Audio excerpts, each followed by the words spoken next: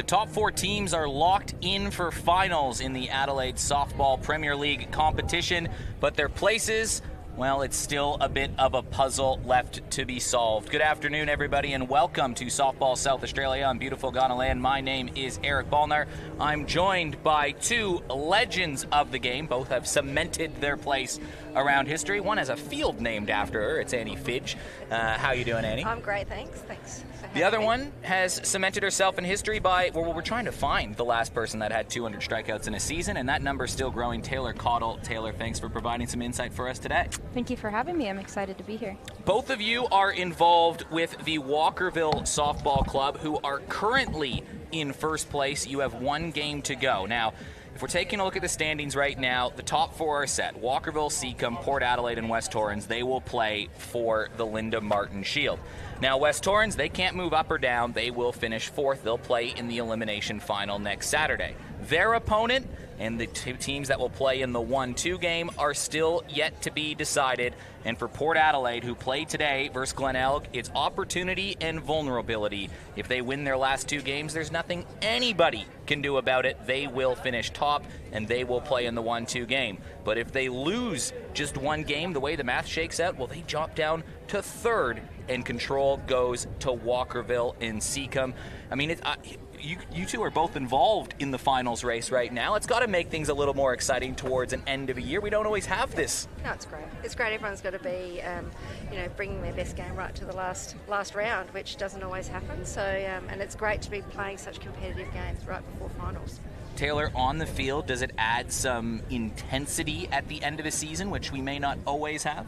Yeah, I think, like Annie said, it's really preparing us for these upcoming games and finals. And we talk a lot as a team about treating these last few games as if they're final games already. So it kind of helps adding to our schedule that we are playing the tougher teams towards the end. It's preparing us even more. Well, Coach Brinkworth with the Glenelg Rebels, they are currently in 5th spot, 8 wins, 2 draws, and 12 losses for 18 points. If they win both their games, they'll finish just short of a final spot. They've been pretty good since Christmas. They have a 4-3-2 record. If you take a look at some of their results, other than 1 loss, which is coincidentally against Port, which was an 11-1 drubbing, other than that, they've been very tight and competitive. You've played Glenelg a couple of times. In fact, no one won that game. It was a draw. They're a tough team to play against, and they're starting to come good late. They are. I think I was away for at least one of their games, so this will be for me this week watching them. And it's good to be here today to see what they can bring for our contest on Wednesday. But obviously Taylor's been there for all of them, and yeah, they've always been tight. Glenelg can't make the finals, but they certainly will play a role in shaping how the finals will play out. They play Port Adelaide today, and they play Walkerville in their final game of the season. Well, Port Adelaide are taking the field at the moment.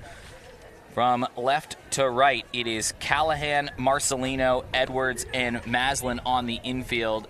Thompson in left field, Geldof in center, Chloe Davis back in the lineup at right field. Jess Golden is the catcher, and Liz Angler takes the circle, and Angler has a 2.03 ERA this year and a 61 innings pitched, but she has really helped stabilize the defense and pitching for Port Adelaide in the second half of the season. She has, and I think the last time we played them, she probably started off pretty slow. The second to last time we played them, the last time we faced Geldof, but she sort of got better and better as the game went on. She was very hittable early on and then just picked up the speed as the innings went by, so we had to adjust our game plan. And she's a competitor, so she's not going to let too much get to her, which is really interesting to see. They've only allowed 2 runs once in their last 8 games. That was in their last game they played versus Walkerville. That was an exciting one. It was a 3-2 loss for Port Adelaide, but Angler has been a big part in keeping that run differential down. Glenelg, well, their season has been mired with inconsistency. They've had a bit of a different lineup, it feels like, every time they play. They'll line up as Sydney Horton, Georgia Bevan, Lee Langhorst due up this inning, followed by Emily Price, Sasha Penglaze, Courtney Shepard, Jade Peterson, Bree McGee, and Gemma Sharkey. Liz Angler, ball in hand. She'll deliver the first pitch, and let's play some softball. Eric Ballner, Annie Fidge, and Taylor Caudle calling the action for you. Sydney Horton, The leadoff batter has played for the Irish national team in some World Cup action. This is her second year in the competition, sort of rejoined the team around Christmas time. What's Sid like to face? She's definitely a competitive batter. I mean, she's a switch hitter too, so you never really know which Sid you're going to get, if it's going to be a righty or a lefty. She has really good hand-eye coordination, so she gets the barrel to ball really easily. She's really competitive to pitch against, that's for sure. Probably why Nat Brinkworth has her as her leadoff. Not sure we've seen her lead off right-handed too often, but yeah, what would go into the decision-making about how you're going to start a game, whether you're on the right or left side? That's a great question. I would not know. I think it's better maybe to start off as a lefty because you can get more pitches seen. I mean, right-handed pitchers especially tend to struggle to throw into lefties, so it's definitely more of a strategic point of view for this at-bat, but yeah, she can probably get more barrel to ball as a lefty than she would as a righty right now. Mm-hmm. Make her uncomfortable on a day that is sweltering. 37.9 degrees on the bulb today. And a swing and a miss. So a first strikeout from Liz Engler. That 37.9 is significant because if it was 0.1 degree hotter at 38 degrees, we would not be playing. It would be a wiped round. Mm-hmm. Would have been controversial, though, because there's finals all around the ground right now. And be a busy Tuesday night. Georgia Bevan up to bat. She swings at the first pitch. Bevan hitting .214 on the season. Played in 16 games this year. That's third most on the Rebels. And a team that's played 22 games. If your third most player in terms of game played is only at 16, it kind of shows how many ins and outs they've had to their lineup this season. Oh, good shot. Cracks one to left field, but it's right to the glove of Thompson. Zoe Thompson brings it in, and it's 2 down. Annie, as a coach, how difficult can that be, knowing that for various reasons, whether it be availability, life, like weddings, also injuries has played a big part in Glenelg's season. Some imports coming halfway through the year. How difficult is that as a coach when you're setting the lineup and players are just different every time you try to write one down? Yeah, it can be a good and a bad thing because obviously you want to get people settled in positions, but having everyone, I'm a big fan of having particularly even your weakest player or your weaker players as game ready as possible. Lankhorst swings through a pitch. Bit of a philosophy around, you probably only the better you bench, the better chances you've got of winning. And we often talk about it's the bottom of the lineup that typically can be the difference in winning and losing games. So I'm a big fan of rotations. Yeah, I love that saying. You hear me say it a lot on these broadcasts. There's 7, 8, 9, get it done. That's how games are won. Mm-hmm. Agree. And that's been our philosophy, and just having everyone, anyone can do it at any point in the game. And a swing and a miss. Liz Engler looking pretty sharp. 2 strikeouts, including 2 imports. Horton and Langhorst go down. That's a nice start from a pitcher. Yeah, I've noticed she's really attacking that down pitch in the lower part of the zone. So a lot of her swings and misses were coming on that little bit of drop, it looked like, to it. Whereas her up pitch was more of a setup for that down pitch. So yeah, really good start by Engler and by Jess behind the plate. I'm excited to see how they continue to attack these batters, especially with a big hitter, Emily Price, coming up next inning. Yeah, I was just about to get to that. It's a nice little pitching matchup we have here in terms of Liz Engler, but Emily Price has been a pretty effective import pitcher in her own right this year. She's got 143 strikeouts on the year. 150 is a tough milestone to crack in this competition. It doesn't even happen every season. She's 7 strikeouts away from that. What do you like about Emily Price, who comes in from the left side as a pitcher? Lefties are definitely a lot harder to hit against because that ball is typically hidden behind their body for a lot longer. Not to mention she has pretty good pace on her pitch, so it comes at you even harder, and then drops too, and drops tend to get radared faster and feel faster than a rise pitch would. So it's almost like a triple threat of speed coming at you. It also helps that she's really tall, so it helps to start the ball higher and go lower even more. So she's really a good competitor in the circle, and she's been doing really well these last few games too. It's been exciting to watch. Yeah, Glenelg haven't allowed a whole lot since Christmas. They haven't scored a lot. That has been their problem. They've only scored more than two. They haven't scored more than 2 runs in a game in 4 straight. But you look at some of their score lines: 4-2 over Hills, 4-1 over Seacombe, 2-0 over Sturt, the 2-2 draw, the 0-1 loss to Seacombe, a 2-1 win over West Torrens. Those are all sort of some of their recent results. Nothing is high scoring. Everything is low scoring, and Emily Price has been driving in runs, and she's been keeping them down as well. Around the diamond, Lee Langhorst at third, Sid Horton at short, Bree McGee at second, Gemma Sharkey at first, Courtney Shepard is catching, Amber Dodd-Mobius is at left, Georgia Bevan at center, and Sasha Penglaze at right. Well, Glenelg, they're going to miss the finals, but they'll be that 5th place team and just short, and one of the big reasons, we talked about those ins and outs of the lineups, but Annie, I think one of the big things when it comes to the lineup is if you don't have your regular players in all the time, it makes it hard defensively. They have the lowest fielding percentage in the competition at .891. If you give away a lot of free bases, normally that comes back to bite you. Yeah, definitely. Yeah, I mean, they're a relatively young side, but yeah, they've been around for a while, but it is that team chemistry that can often be the difference in big games, particularly when the pressure's on, just knowing that, you know, your teammate will be at the base or, you know, and even laying out.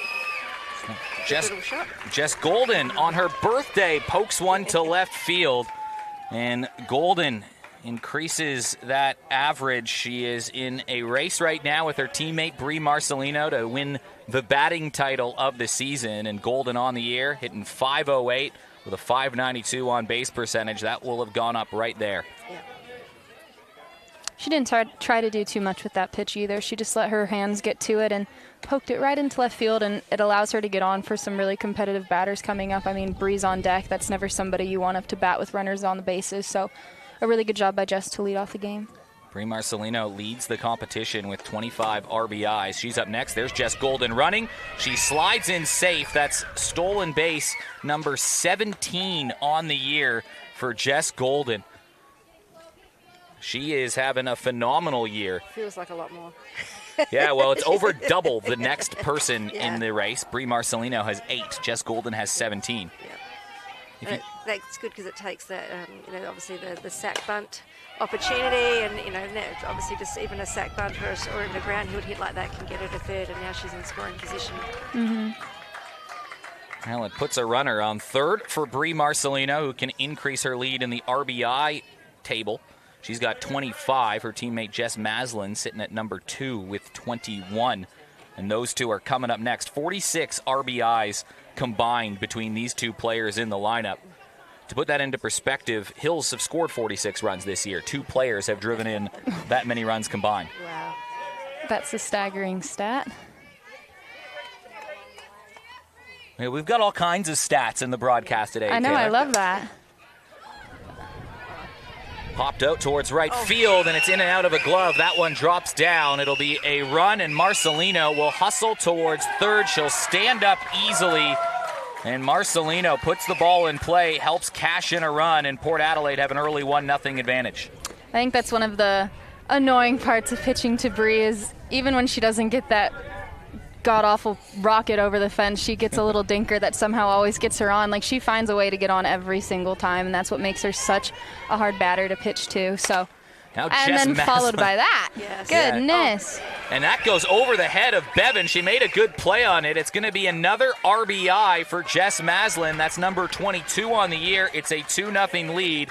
And this top of the lineup of Golden, Davis, Marcelino, and Maslin cannot be fun to face as a pitcher. They're also showing some real aggression towards the first pitches of the bat. I mean, Breeze was first pitch, Maslin first pitch. Davis was, I think, the second or third pitch. Like, so they're coming in with a game plan against Emily, and Emily's known to throw more strikes than she does balls. So, you know, they put a game plan in place, and it's really working for them right now, which is showing. Maslin will scamper towards third, and now another runner is there. A crucial third run on tap here for Port Adelaide. They are 14-2 this year when they score 3 runs or more. Wow. And this is the challenge, obviously, big hitters. You move your outfield out, and you get lucky with some of those ones that fall in. So, and they're disciplined enough, as you say. Like we saw Jess just take a bit off the bat and put good bat on ball and drop it in short. So, that's why they sort of get a bit lucky sometimes. Charlize Callahan doesn't make things easier in this lineup. She's been clutch over her career in this competition. We often talk about the dynamic of the lineup as well, and having your better hitters face more time or have more times at bat. So it's always an interesting, that number 2 batters is always an interesting dilemma. Yeah, it's kind of changed a lot over the years about where you put your best hitter. Some schools of thought the old school would say probably that 3-hole, the power at 4, but that shifted a lot both in baseball and softball, that the number 2 hitter is the one. You want someone on base, and you want your best hitter to come up a lot and drive them in. You almost want your best hitter at 2 if they're agile, because then they can play a whole range of things. I mean, you really typically only come up second once in a game, depending on what happens. But you want someone that can get on, and then someone that gets lots of hits behind them. Well, the formula that Port Adelaide have, they seem to have figured something out in terms of scoring runs this season. They lead the competition in batting average with a .280 mark, and they scored more runs than anybody else by quite a margin. Walkerville is the second best offensive team on the year. You've scored 85 runs this season.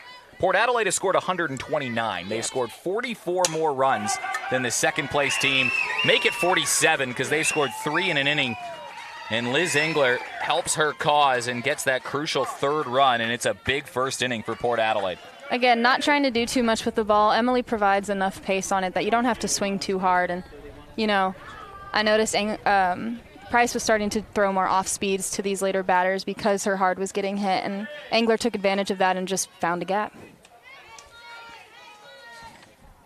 But definitely having that game plan against particularly a lefty, you've got to get your hands out a little bit quicker. So just knowing what you're looking for and having a plan and studying them before the game and looking for that pitch and driving it, which looks like what they're doing today. Montana Edwards trying to keep compounding some runs for Port Adelaide. That pitch down low. Port right now, they are in a 3-way tie for first place with 30 points. Walkerville and Seacombe both have 1 game to play. Port Adelaide have 2 games to play, including this one. Port Adelaide, though, sitting in 3rd on the standings. The first tiebreaker in this competition is runs against. Walkerville have allowed 36, Seacombe 45, and Port Adelaide at 51. And the clip that Walkerville and Seacombe allow runs, them slipping to 51, and Port Adelaide not allowing any runs, feels fairly unlikely. So crucial that Port Adelaide win these last 2 games, because winning the tiebreaker feels unlikely if the tie remains, I suppose. They certainly look like they're on task today, but they've come out with that in mind. They know it's an important game, so they're going for it definitely early in the game. Well, sort of a matter of prize and punishment if you're playing first and second or the 3-4 game. Check swing, did she go? Yes, she did. So 3 runs on the board, 2 strikeouts. And Montana Edwards goes down. 2 strikeouts for Emily Price, but 3 runs on the board. Marcelino, Maslin, and Engler, the big 3 on Port Adelaide, each contributing a run, and that is a momentum-building start. Well, later tonight, it is a farewell game to someone that you've seen a lot of. How many minutes do you think you would have spent around the presence of Kevin Tannebring, Annie Fitch? Yeah, when I was playing, umpiring back then, and he's also helped out with our Masters team, the Lady 80s, over the years, so he's always fun to have around and just love his approach to the game. Stick around at 7 p.m. It will be his final game he'll umpire. You can stick around for a drink in the bar after a game. He has won awards nationally, locally. He umpires footy, he umpires softball, does tremendous work up in the APY lands in the community for all aspects of the sport. He's been technical directors of tournaments. You name a role that KT is... you name a role, and KT has probably done it, and it was the same for me when I came here 10 years ago, Taylor. I'm sure it was the same for you here. He's a guy that you feel like you've known a long time, even if you've just had a 5-minute conversation with him around the field. Oh, absolutely, and I'm pretty sure Mr. T was one of the first people that I met, because Annie took me to see the fields one time, literally on like my second day here, and he was here. Yeah. And just so working on the fields? I think he was just in the offices, and I was like, Hello. So, yeah, he was one of the first people that I met, and he's truly like a great presence on the field. And I always make sure to say, hi, Mr. T, and he remembers me, and he always says hi, and he always looks happy. So, no, he's a really great guy. Those hellos might go a long way to get some of those strikeout calls on the corners, too. So his last game today, anyways, it is a 1-2-3 first inning for Liz Engler. She's back in the circle. She'll face Emily Price, Sasha Penglaze, and Courtney Shepard. And Emily Price is putting together a heck of a season. She has some good numbers in the circle, but she's also 21 for 44 this year. That's a .429 average. That's fourth in the competition. 3 homers, that's tied first, and 18 RBIs, which is third. She will pull some votes, I think, in the Kath Coral medal. Usually you see a pitcher-hitter pull some votes, and you add in the fact that she's played every game for Glenelg this year.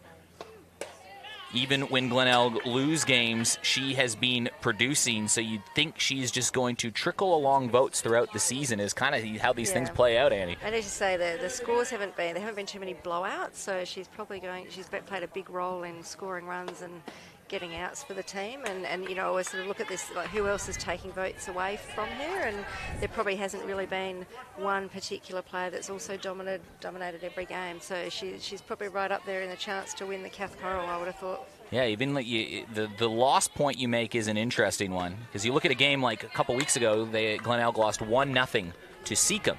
And Seacombe it was 2 complete games. Regan Diaz pitched 7 innings. Emily Price pitched 7 innings. The run she allowed was unearned. You're probably giving 3 votes probably to Diaz, but 2 votes is probably going to Emily Price. Yeah, and the difference with Diaz is that there's lots of quality players around her that are having impacts on the game, so they'll be taking votes away from her. And I know obviously we're all a big fan of Taylor, and we've got our fingers crossed for her too. But yeah, I mean, you don't always see it as the way the umpires do. Third strikeout for Liz Engler, and she goes down again, Taylor Cottle. Yeah, there's a clear game plan against these batters right now, and Jess is doing a really good job of setting up the down pitch so it's not just all down. Especially to a lefty, that pitch is really hard to hit. Like, that's never going to get touched. So really good job by Engler to kind of attack that big batter and to set the mood for the rest of the inning. As a pitcher, who is setting that game plan for you against a lineup? Is it you? Is it the catcher? Is it the coaches? Is it a combo? I think it's mutual between the pitcher and the catcher. I know that sometimes you talk to the coaches about it, but one of the great things about it is it's pretty much pitcher-catcher ran, which is like really great because we're seeing it firsthand, whereas sometimes from the dugout it's a little harder to see some things.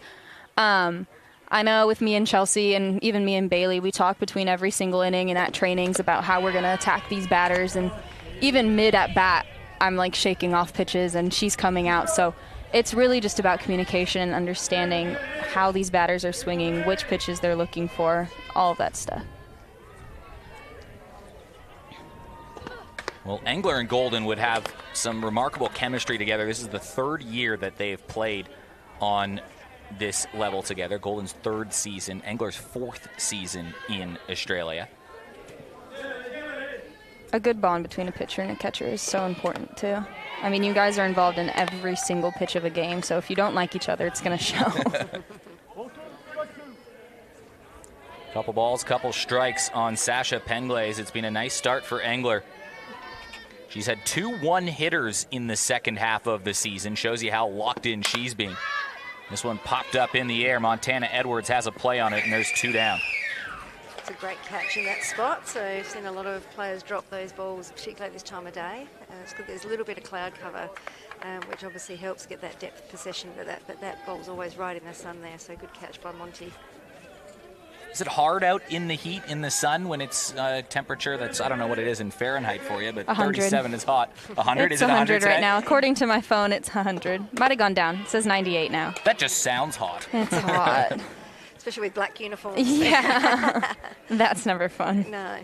Is there even little things like sweat on your hands, all those tiny I mean, you'll always see me reaching down for the dirt, and I'm not a huge fan of like rosin bags, so finding ways to keep your hands dry. I wear sleeves, which kind of helps from keeping the sweat go down. But I can tell you, when I was pitching last week, I felt like I had a fever. I was dying.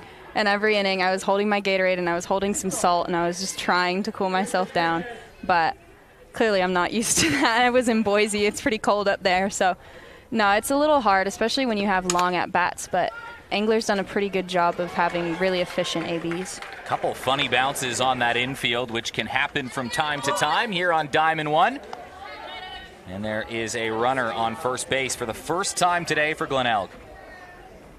Sometimes it's just about putting the ball in play, getting the right angle. See the Sporties replay. It almost turned to the right on Marcelino, too. Looked like her cleat slipped a little bit, too. Kind of put her out of position. Would have been a tough play, though, because she was falling into that 5-6 hole to try to get a fast runner out. She's got a quick release, though, Marcelino. Yeah, she's got a cannon for an arm. Well, Jade Peterson has a 360 average this year in her 11 games played.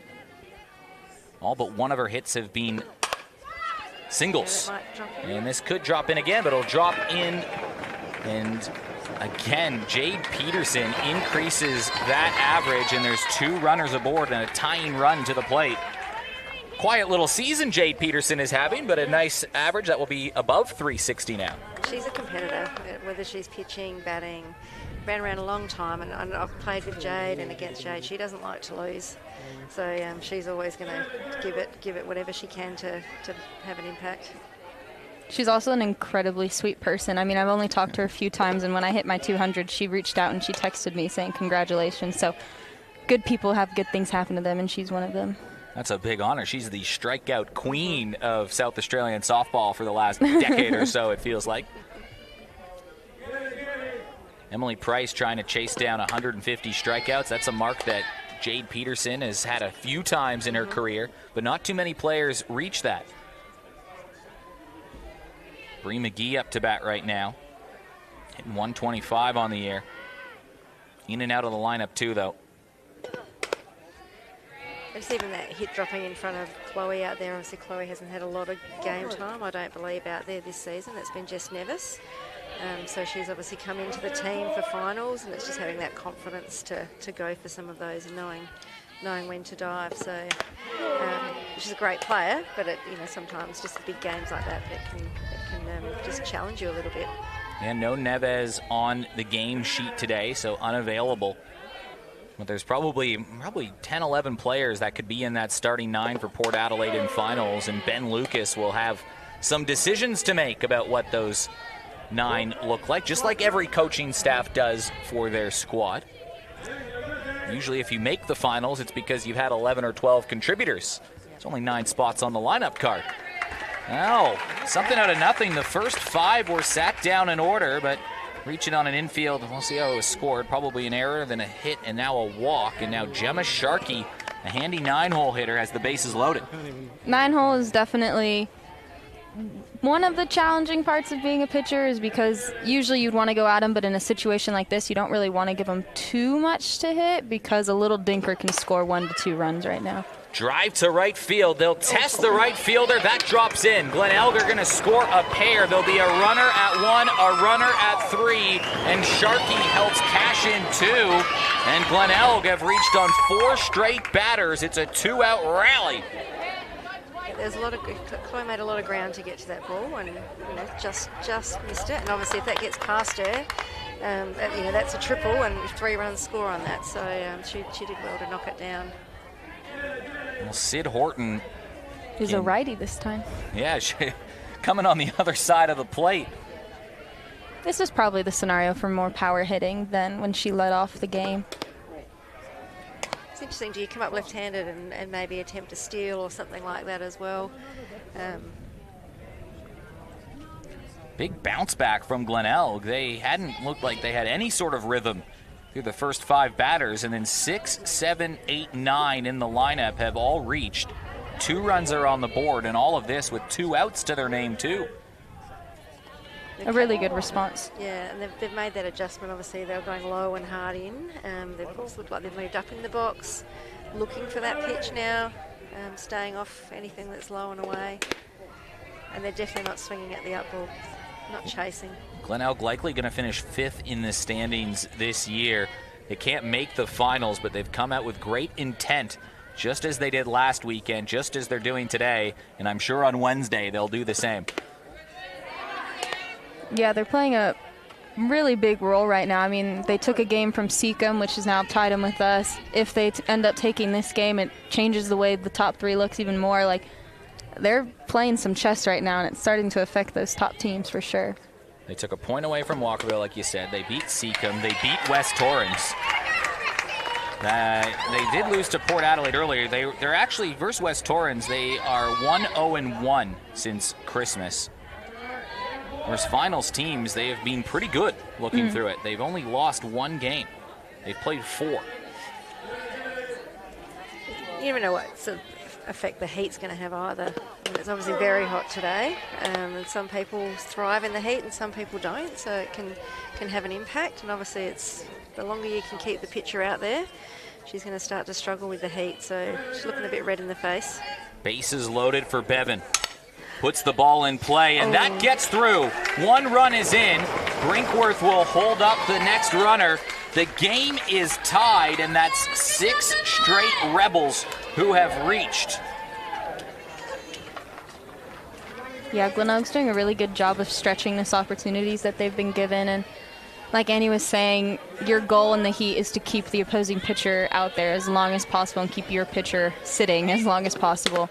So they're doing a really good job of making the Port Adelaide work and making everybody kind of tighten up, it almost feels like. Like, Port's not playing as loose as they usually do right now. So, yeah, everything is really playing a role. Lee Langhorst puts the ball in play again, and it stays fair. 1 run is in. 2 runs are in. It's a 5-1 run rally with 2 outs on the board, and Glenelg have taken control.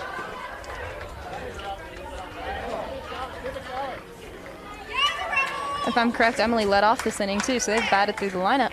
They have. You are spot on. That's 2 RBIs for Langhorst. And out of nowhere, that's 7 straight who have reached. There's been a couple errors in the field and a couple misplays. But you're right, in the heat, put the ball in play, good things can happen. And Port Adelaide, all of a sudden, have allowed a crooked number. They haven't allowed more than 5 runs in a game in 2025. Wow.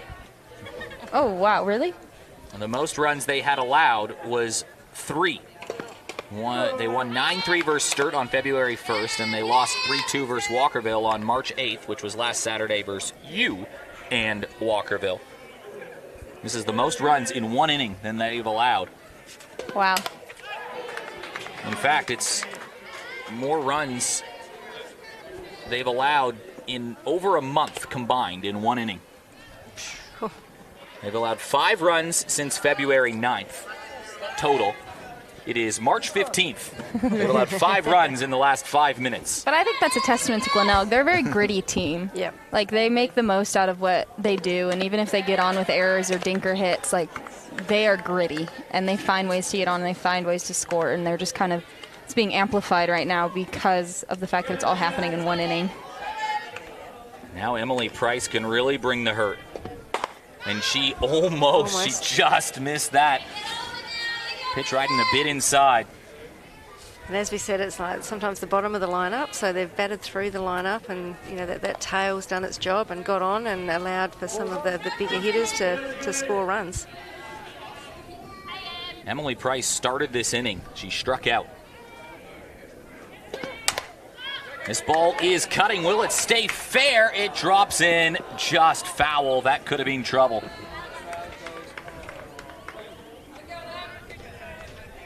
This game started off with 5 up, 5 down for Liz Engler. She had 3 strikeouts with nothing really hit too hard off of her. Then an error hit single, that bobble in right field, a walk, and a double have put up 5 runs for Glenelg.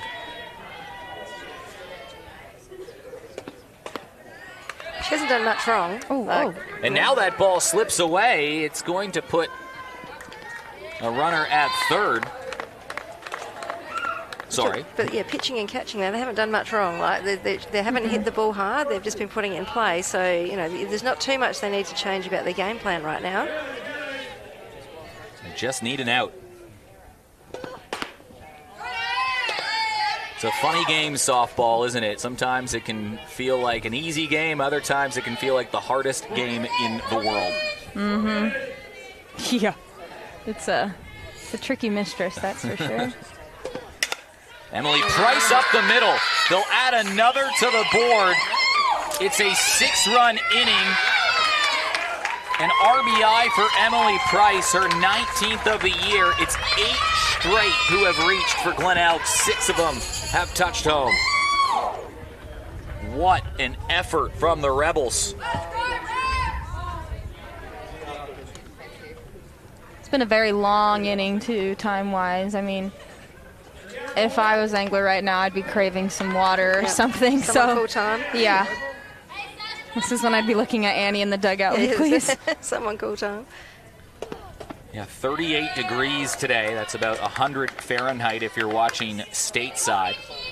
And for the rest of the world, just 38. You know what that means. Hot. I'm curious how many pitches she's thrown this inning. Yeah, after a certain point, Annie, you're right. The number doesn't matter. It's just not pleasant. Yeah. And especially you're just in it. Like, there's no escaping it when you're in the field. It's just straight heat onto you the entire time. It's not very windy either, so it just sort of sticks to you. A cool change is coming, so it's muggy outside. It's fun in the dugout, but other than that... I don't know, sometimes when you're out there playing, though, you're just in the game. You don't really feel the heat. Sometimes it actually is hotter in the dugout. Well, Port Adelaide feeling the heat in a metaphorical sense right now. 6 runs this inning. And Sasha Penglace trying to keep this inning going. Puts the ball in play. It's a slow roller to second. She'll make the play. 8 batters come up, all with 2 outs. Penglace, the second and third out in that inning. You don't see that too often in the scorebook, but what a feisty effort from Glenelg. 8 up with 2 outs, 6 runs cross the plate, and now Port Adelaide have to regather themselves somehow. Yeah, it's definitely hard too. I mean, you've just been out there for so long, and now you need to regroup, reset, and come in with the offensive mindset rather than just trying to get out of an inning. Really impressive by Glenelg to double what Port had scored and to respond like that. Like, that's exactly what you're looking for in a moment like that. Crucially as well, when it comes to any potential tiebreaker scenarios this year, it's 6 runs on the board, which puts their runs against to 57. That is now an even greater difference. It means that if they don't allow any more runs in this game or next game, Port Adelaide, they would need Seacombe to, in an event of a tie, to allow 12 runs. Yep. That makes in things one game? in one game. Seacombe got 1 game, yep. Sometimes it's mathematically impossible too, because a run rule comes into equation there too. So, yeah, you want to score a lot of runs early if that's the case. But yeah, which is really hard against Reagan and Whitney to do. Yeah, they don't allow a lot of runs at all. On the backfield right now, Seacombe have a 2-1 lead in the bottom of the second over Hills. Hills have been feisty too. They've been scoring early and putting some pressure on teams. And Seacombe, if that score holds, their season would finish. They would move into first place on points. Walkerville and Port Adelaide would both have a game in hand. But if Seacombe win and that score holds and Port Adelaide lose, it's almost impossible for Port Adelaide to catch Seacombe even if they win their last game. Eric, you're sounding like we've been sounding like for the last month. It's a complicated You sound like you've been living with Annie and I. Yeah. I think we talk about this daily. These are our Sunday morning debriefs, is this type of stuff. I like it, and if you're looking at it, I mean, there's the way the final system works here, for those who are unaware, the top 2 teams will play each other. It is not an elimination game. 1 versus 2 would play. Now, if the season were to end at this exact second, it would be Walkerville and Seacombe. The winner of that game would go straight to the grand final. The loser would play the winner of an elimination game between 3 and 4. Now, it is a reward because you get a double chance to play in the 1-2 game. The punishment this year is if you finish 3rd, you have to play against West Torrens, who are the 2-time defending champions, who have really turned it on in the last half of the season, and in all likelihood would have Steph Trzynski back in the circle. It is a game you can win. Well, all games are going to be hard in the finals. If you're in the top 4, you're there. But there's certainly a lot more pressure most definitely. Yeah, I mean, that's you don't want to be that third place team. And they're experienced. They've got a lot of returners that have been and won many grand finals, so there's not many rookies on that team. And they bring it to the big games. Well, you don't see a whole lot of teams win from the 3-4 spot at all. And one of the big reasons because of that is if you play in that 3-4 game, well, you have to play to win the grand final. You have to beat the other 3 finals teams in order. You can't lose one game. You have to win against the 3 other best teams in the competition. Yep. And sometimes this is where having that second pitcher comes into play. Often said, like, it's really hard to do it with one pitcher because you typically might have to play that Wednesday night. So that can be the undoing of teams. I haven't seen too many of these other teams sort of blood another pitcher. Seacon probably, obviously they've got the 2. Port have got the 2, but you haven't seen a lot of Geldof lately. So it'll be interesting to see how they all come up in pressure situations.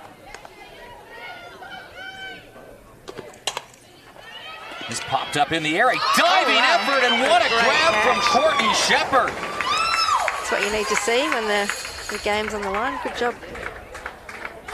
Really good job, too, of getting that leadoff batter, especially after how big of an inning they had before. That first out is so crucial and so important to kind of keeping the momentum on your side, especially that we're at 8-9-1, I believe. So, tremendous effort on that, and a really good pop-up to get that far away from home with a dive is really good. And that ball didn't go too high off the bat. It was pretty low, it just was a little ding. Glenelg and Courtney Shepherd looking like they're playing some desperation softball right now. I mean, you always want to finish the season on a high, even if you can't make finals. Carry that into the following year. And as a coach, you always want to sort of have that positive momentum at the end of the year, regardless of where, you still go out to win every game. Well, Glenelg this year, since Christmas, they have points in 6 of their 9 games that they have played. They've only lost 3 of their 9. They've come on strong late. The first half of the season, a lot of injuries. They didn't have their full roster. And don't forget, this is a team that didn't have Yo Grauer available for this season as well. That's a big loss from a team that was in the finals last year. Glenelg they have a lot of pieces there. You'd figure they'd be right there in the mix next year in that top 4 spot. Pretty scary if Yo was available, I think. So that would be pretty hard to beat, especially with her bat as well as pitching. Could be the difference of a couple points. You take a couple games there, and maybe it's Glenelg in 4th right now. And I think that's some of the lessons learned with some of these teams, like dropping games early that you shouldn't probably drop because you might have people unavailable. Like, you've got to be really careful not to drop games earlier in the year because that's obviously 1 or 2 wins against a team. Like, that's probably us early, losing to Hills early in the season. And the draw to start. Yeah. Can cost you that final spot, and same with Glenelg. They're 1 or 2 games out. I'm sure there's a game in the season that they could look back and reflect on and think, well, that's the one that got away. Jess Golden up to bat right now, 2 outs on the board. Taylor, what have you liked about Emily Price? She's settled down a lot here, allowed 3 runs, some hard hit balls in the first, but 3 straight outs now on the trot for Price. Yeah, I think when you pitch with a lead, you are much more fluid and you're much more relaxed out there, and that's really evident right now with how she's pitching to these batters. And she is starting to mix more to what pitches she's throwing. Her first at-bats against Port Adelaide, she was kind of hammering one part of the zone, whereas now Courtney's starting to call even more quadrants than usual, which is starting to mess with the batter's eyes probably a little bit more.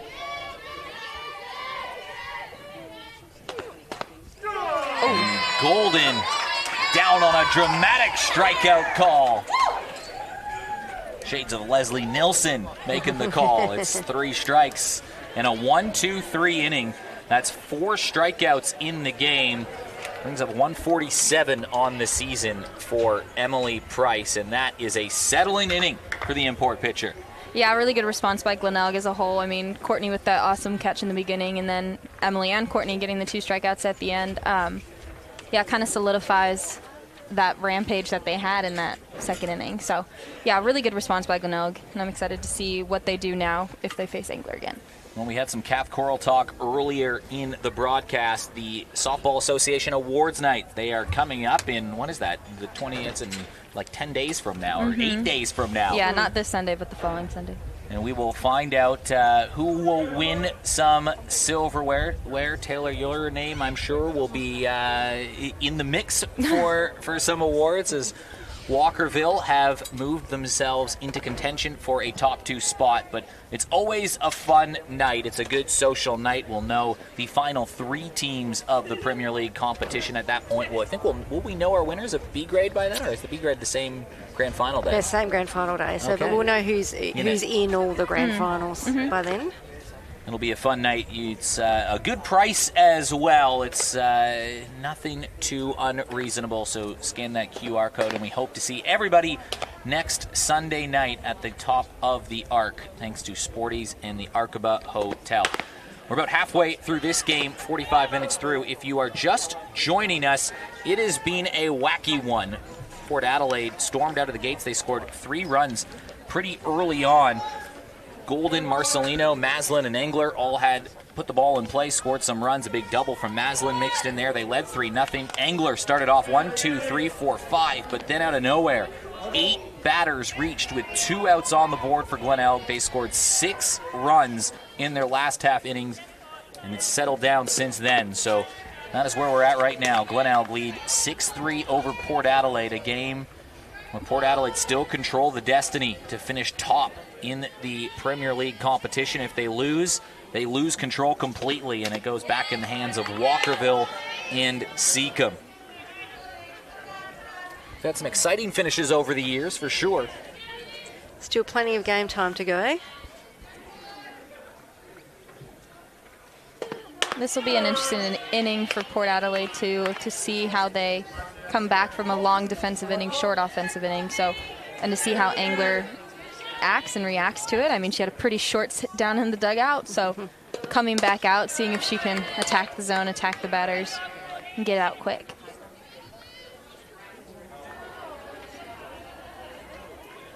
We've often observed, like this year, with such dominant pitching across the league, like there's not as many balls going into play. So those pressure plays and getting the ball in play becomes just so much more important in these games.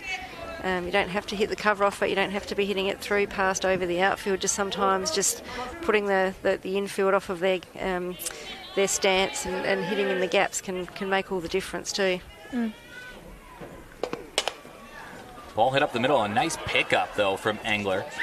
There's one down, and that's one that she would have loved to make. Nice little backhand there. Pitchers can field our positions. Port Adelaide on the year, they have a 940 fielding percentage. That's 3rd in the competition. Number 1, Walkerville. Number 2, Seacombe. Number 3, Port Adelaide. Number 4, West Torrance. As it happens, that's the top 4. That's literally the top 4 in order. What does that tell you about the game of softball? Defense wins games. Yeah. You need runs to win, but defense is what makes the biggest difference. Especially in finals, late in the season, championships, those last few games. Well, I get to spend a lot of time with the Adelaide Giants manager, Chris Adamson. He's a good friend of mine, and his coaching philosophy is often very simple. Free bases. That's really just a 2-word philosophy, and he'll often have a chart in the dugout or on his piece of paper keeping track of the for and against in free bases. Now, free base obviously being a walk that you might concede, an error that you might concede in the field, or maybe a base that you take with a stolen base. And almost every time you walk less and allow less errors, you will win that game. Walks are the death of pitchers, especially leadoff walks. Yep. Leadoff walks will always score no matter what. Like, you could try your darndest, but they score every time. So it's a really easy game. Just is. field the ball. Basics And win don't ball walk games. anybody. Yeah, basics. Practice the basics. It can be a very boring game, especially when you've got to practice thousands of ground balls over the course of the year. That's what wins ball games. Gets repetitive, but it's necessary. Those are my favorite kind of games, those 1-1, 0-0, 2-1 games that get late. There's been no margin for error at all. The pressure gets dialed up a little bit. Those are the games where it can be 12 degrees outside but feel like it's 39. And we've seen a bit of that today with some of the misfields. Like, probably look like they're routine plays that are just going under gloves, and maybe that's the heat, maybe it's the field, but you know, they've been the difference so far. You think back to so many great grand final moments, and Port Adelaide have certainly been in 3 of them lately. Think back to 2 years ago, and it was a 0-0 game in the 6th inning, and Lana Kaesler climbed the ladder to make an outrageous play that took away 1, maybe 2 runs. There was 2 runners on with a ridiculous jumping catch, and then she ends up hitting the home run, and they win 2-0 in the grand final. Yep. It was Charlize Callahan that won the game 2-1 for Port Adelaide the year before that. Just those little moments that just get magnified in those big situations. And we often talk about just staying alive, like late in the game when the game's on the line, you've just got to stay alive. Like, don't do anything rash or silly or in the heat of the moment. As you say, like those free bases or whatever it is, if you can just grab something, grab a hold of something, but as long as you're alive, you've still got in with a chance. And a swing and a miss, so a really nice 1-2-3 inning from Liz Angler. Again, attacking down. Yeah, really, really good response. I mean, that's the ideal outing that you would want to have after the very long defensive, very short offensive, like I was talking about. And to go 3 up, 3 down, I think this was the only full count out of the 3, so being efficient, throwing the littlest amount of pitches you can is exactly what you need to do in weather like this and against a team like Glenelg. Annie, I know you were around it earlier in 2025, over in the first or second week of January. That was very much the formula for the Stars. Play good defense, don't give anything away from the circle, and just stay alive. And that's almost how the winning run was manufactured as well, just by staying alive. Yeah, you just got to stay alive. You know, maybe there might be a mistake or two, but yeah, like even I think the last couple of games that the Stars played during that week, there's a couple of walk-offs late, like bottom of the 7th, 2 out. Yeah, and you know, you just got to compete. You know, just got to see people compete.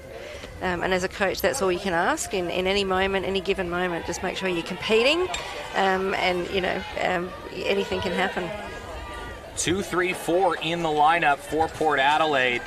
We've played 50 minutes of the game, so there's still another half hour to go before there's no new innings. But with the way that Emily Price can turn it up, you don't know how many more opportunities this middle of the lineup will get today. Chloe Davis, Brie Marcelino, Jess Maslin, Charlize Callahan, if they can be a base runner. How can Port Adelaide respond? Over on the backfield, it is still, well, I think it's still 2-1 in the top of the 3rd. Yeah. Oh, 3-1. 3-1. So Seacombe doing their job. They need to win and not allow a lot of runs to really make things interesting. This is their final game of the year.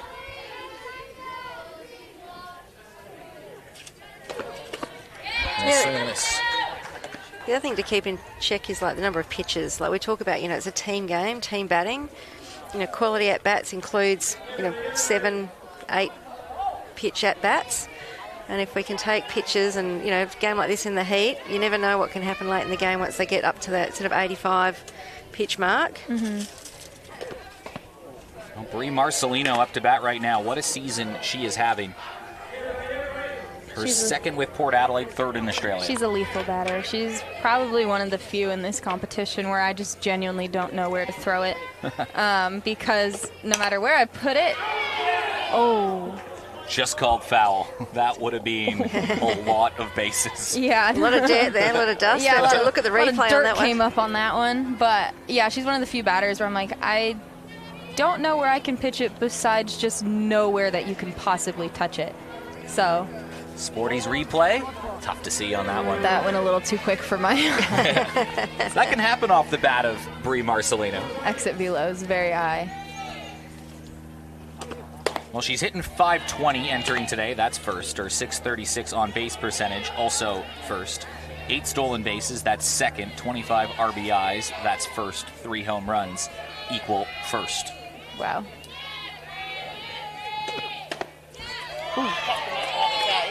She'll pull a few votes as well.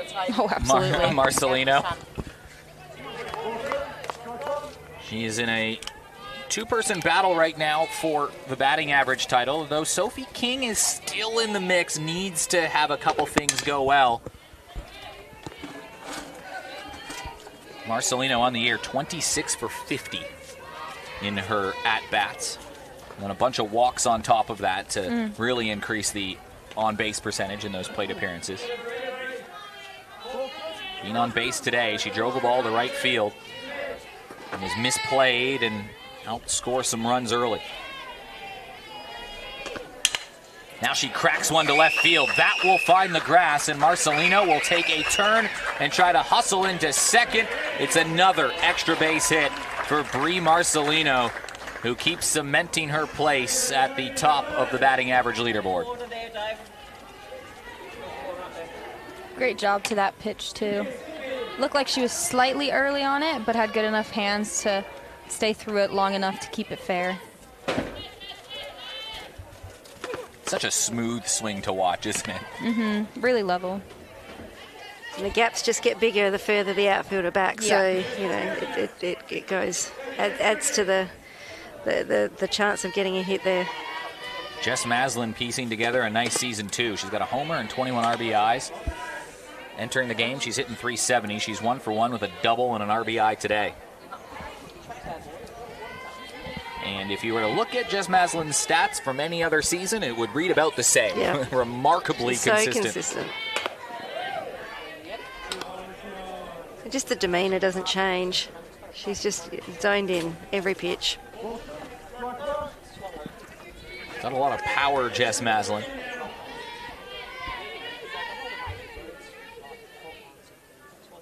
Another player that's played a few different positions around the diamond in her time as well. I know it was either last year or the year before when she was named to the Team of the Year in left field. It was a super proud moment for her because she hadn't played a whole lot of left field, and then she got plucked in left field, gets in the Team of the Year. Now this year she's at first. Yep. She's played at third a lot in her career. She's even played center field this season. She's caught.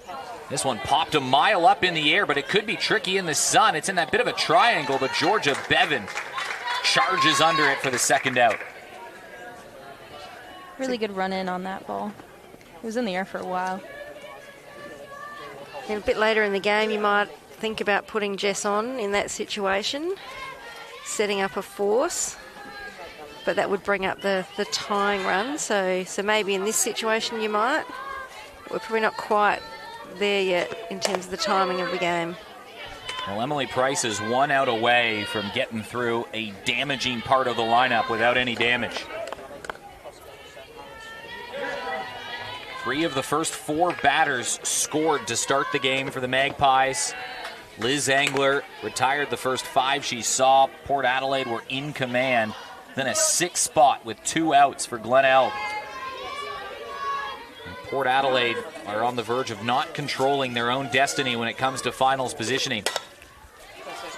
If that's the case, and we end up with a 3-4 matchup between Port Adelaide and West Torrens, we know we'll get fireworks because it's been the last 3 grand finals. They would just meet in an elimination final early on. Port Adelaide have been to 3 straight grand finals. Before 2022, they had never been to a grand final in the entire history of their club. And they haven't looked back since then. Yeah, pre-Maslin era, no grand final appearances. Ever since Maslin came over, they're 3 for 3. And that's a big strikeout from Emily Price. 149 on the season, 6 in the game. Changes the tempo a little bit. And it is a nice-looking inning for Emily Price. And if I remember correctly, I think that's the same pitch she threw to her last at-bat, too. So understanding who's up to bat, understanding what they can and can't hit, and there's really no point in changing it until it's proven otherwise. So really good job by the battery there. And even just looking where they're standing, it's just like way up the back of the box for that at-bat, with a lefty throwing it in, and they typically can sneak that drop ball under the bat on the inside. It's probably a good idea to get up the front and just get things moving a bit quicker, makes the strike zone a bit smaller, takes that drop on the inside away from her. Well, we've played 3 innings. It is a 6-3 game. There's about half an hour to go before no new innings are going to be called. It is some sweltering heat.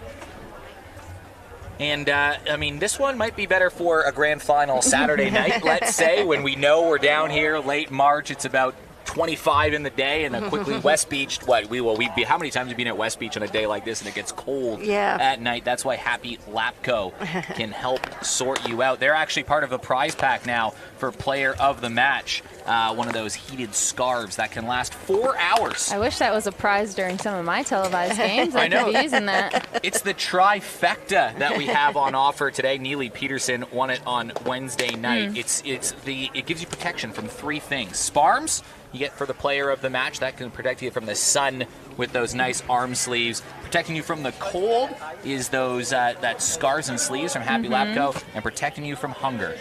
The food and beverage voucher from Sporty. So, Taylor, unfortunately, you were just wrong place, wrong time for a couple of the Player of the games that you had. I know. So sad. I'm all for recovery. I would use that every game. Let's not forget the umpires. They've been out there all day, and they're not getting the break between innings, and so they're getting to sit in the shade. Like Dave's almost in the shade back here. But yeah, like tough day out there for them too. Well, the luxury of being KT in your final game. You slate yourself on the 7 p.m. game when the shadow's over top of it. He'll be living in luxury for his final game at 7 p.m. tonight. Gemma Sharkey leads things off. She reached in her last at-bat. She was part of a string of 8 batters in a row that helped plate 6 runs.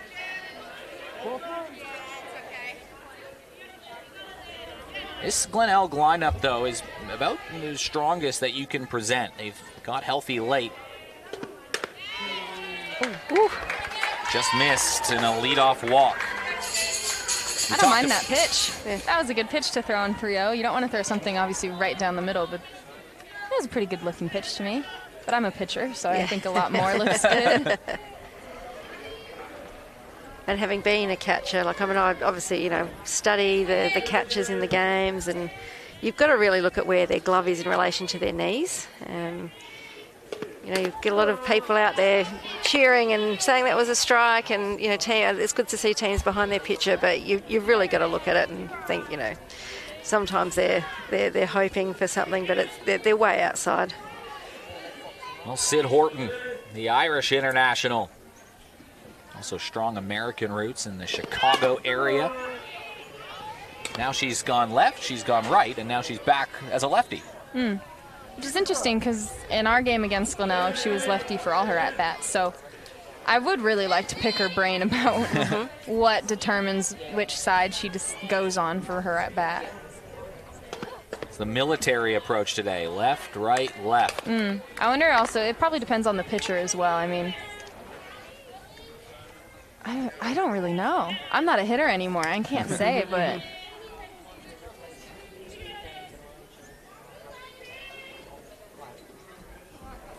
Interesting to look at that spray chart, what that looks like.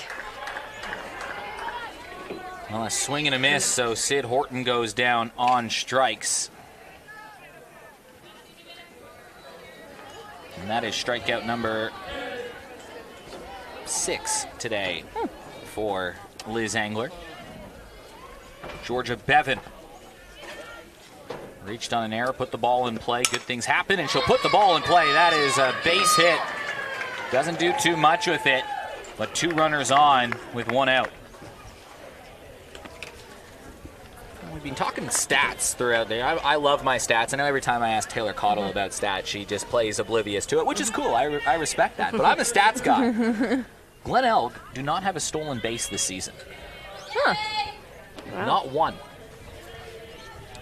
Which was a surprising one when I was looking. I was trying to do a whole leaderboard of stolen bases here. We know Port Adelaide are 1, but if you were to eliminate Port Adelaide from the equation, let's just eliminate their teams. It would go number 1, Walkerville at 20. Number 2, Jess Golden at 17. Number 3, Sturt at 10. Number 4, Brie Marcelino at 8. These players have more stolen bases than teams combined is, I think, what the point is. Walkerville with a healthy 20, though. Yeah. Sophie King is the leader with 6. So good balance from the Walkerville side. I think Glenelg really need another run here, like with Port's lineup, like the 1, 2, and 1, 3, and 4 can put the ball out at any point. So the runner on or not. Well, Langhorst puts one into left field. Runner will be held up, and Emily Price, the team's RBI leader, she's already got one today. She'll step up with bases loaded and 1 out. Just base-to-base hitting right there. I mean, passing the bat. You were just saying they don't have any stolen bases. Well, when you do stuff like that and you just get little singles here and there, you don't really need to steal bases if you know you're going to get bat on ball. She's having a swing for herself here. Would you have a swing for yourself in this situation? If I still hit, I'd be swinging out of my shoes. Yeah. First ball you see in the bottom half of the zone, I think you're having that swing. Yeah. Even if it gets the outfield, you're going to score a run. Big swing. Called it. And a big grunt as well. And as a pitcher, you know they're probably going to do it, so it does put you on the back foot a little bit too. I would say that was one of the beneficial, but also more on the iffy side was that I was overanalyzing when I was hitting because I was thinking of it as a pitcher, and I was like, oh, this is what I would throw, this is what I would do, and it's like, well.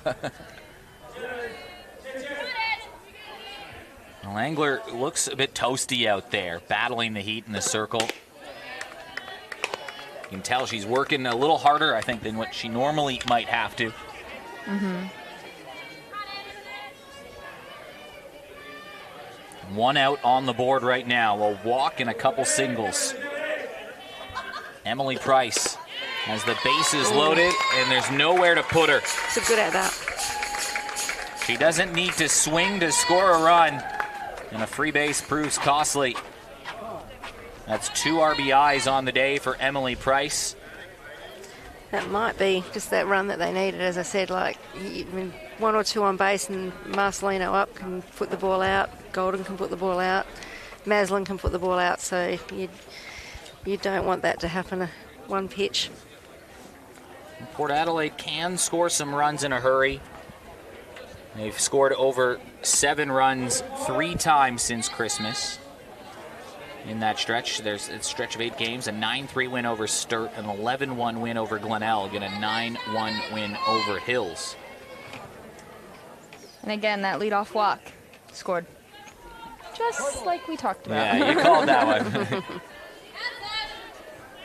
It's one of the worst things. Spoken like someone that's been burned by that before. Yep, yes I have. Many a times. Sasha Penglace has a chance to really put Glenelg in a commanding position.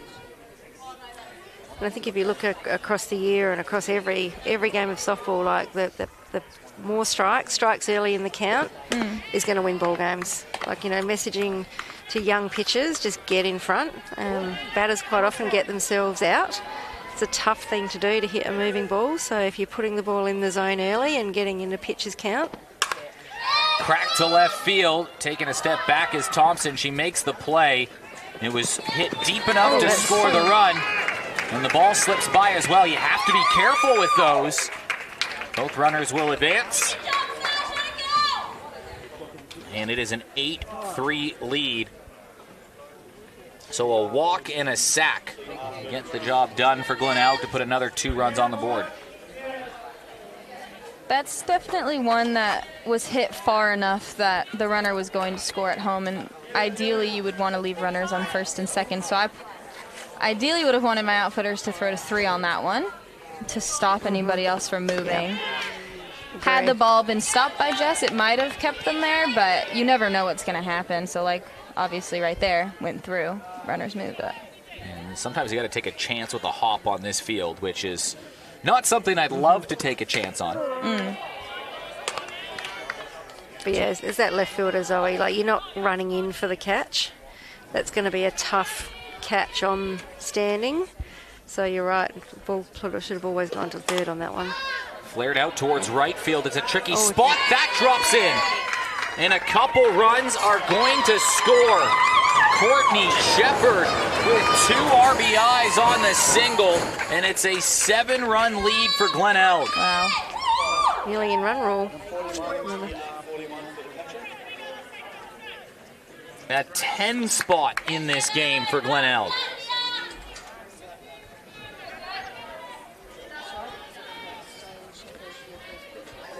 I can be 100% honest and say I was not expecting the score to be this high. I was fully expecting a pitcher's duel, maybe a 2-run each side, 3-run each side, but Glenelg came in with a vengeance today, it seems. After having that 1-0 loss to Seacombe, they didn't want to have that experience again. Well, Glenelg had scored 10 runs combined in their last 6 games, and Port Adelaide hadn't allowed more than 3 runs this season, or this year in 2025. Wow. So they've certainly bucked the trend. It just shows that stats don't matter. That's what you've been telling me all year, Taylor Cottle. I mean, yes and no. Do I keep track of mine? No. Do they matter? Probably. But that's also... Jade Peterson puts the ball in play. Nice take. Yeah, good job there. On the bare hand, and that inning will come to an end. But another 4-run inning for Glenelg. They pushed the score line to a 7-run margin, and it is in this competition 10 after 4. 10 after 4. So they still have. And then 7 after 5? 8 after 5? Yeah, 7. So we'll probably just play to time anyways, because it's 4:08 local time, and there'll be no new innings in 17 minutes from now, which Glenelg likely, Port Adelaide just have 2 more cracks at this to try 6 to outs.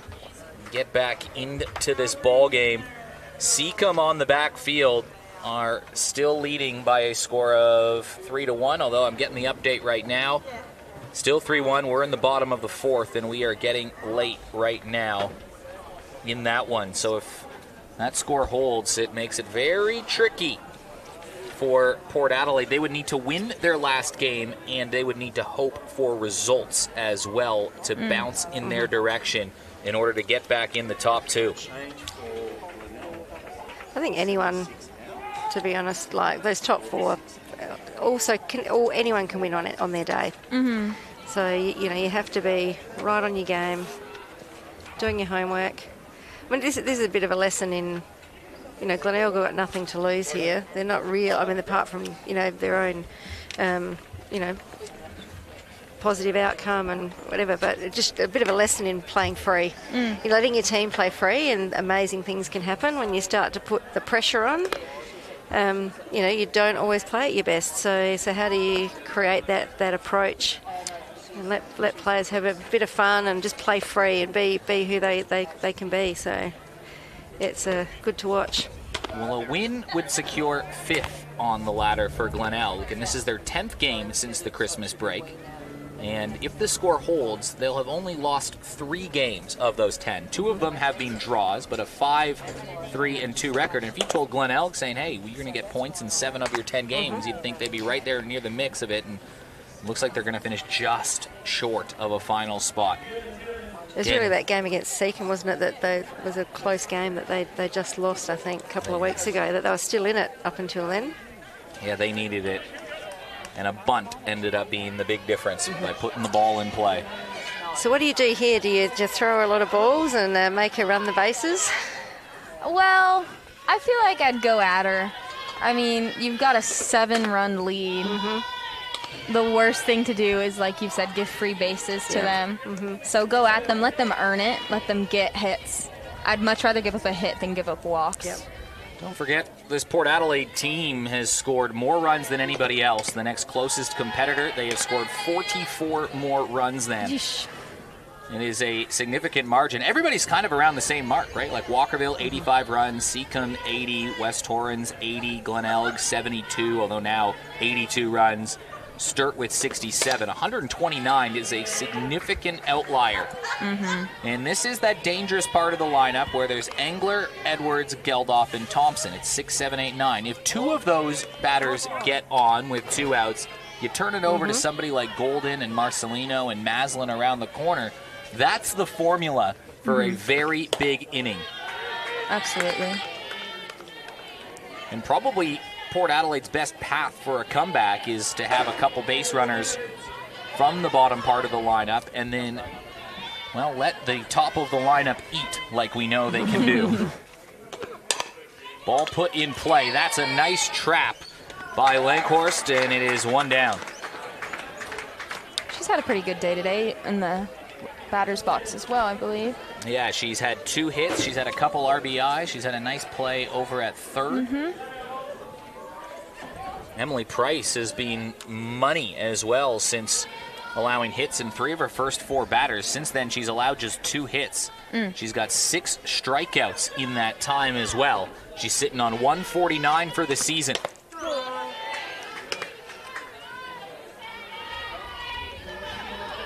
Good plucky team effort, though, for Glenelg. It hasn't really been one person that's done the damage. It's been a full team at bats. Yeah, and everybody except one player has been on base for Glenelg today, and that one player is Sasha Penglaze, who had a sacrifice fly and an RBI to cash in a run. So it's productivity from everybody.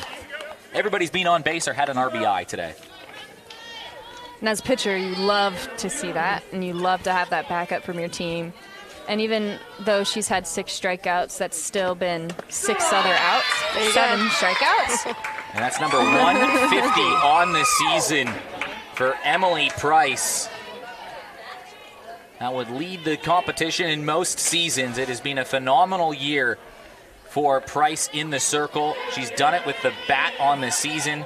This game very indicative of her year. 7 strikeouts, has gone on a nice little run over the last couple of innings.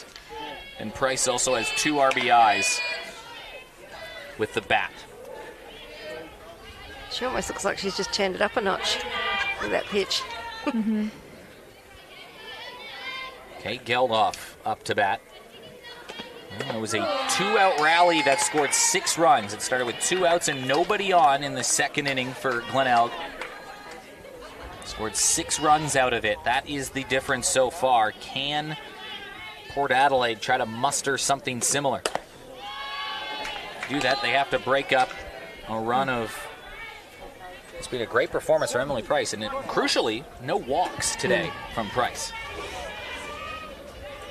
Yeah, I mean, all of her runs so far were scored in that first inning, and that was when Port Adelaide was being extremely aggressive at the plate. It seems as though they've kind of become a little bit more timid in the box and watching more pitches, but yeah, to have only all your runs scored in that first inning is a really big testament to Emily.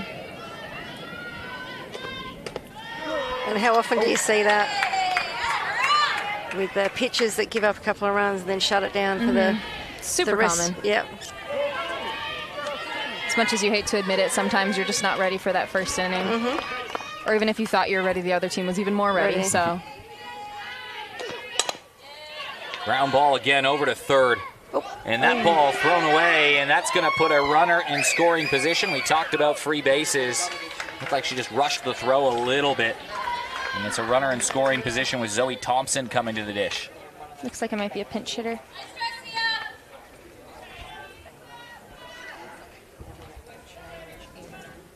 And it'll be Amber Pitfield that will step in for a crack. I think Amber was on the under-18 state team this year as an outfielder, first base.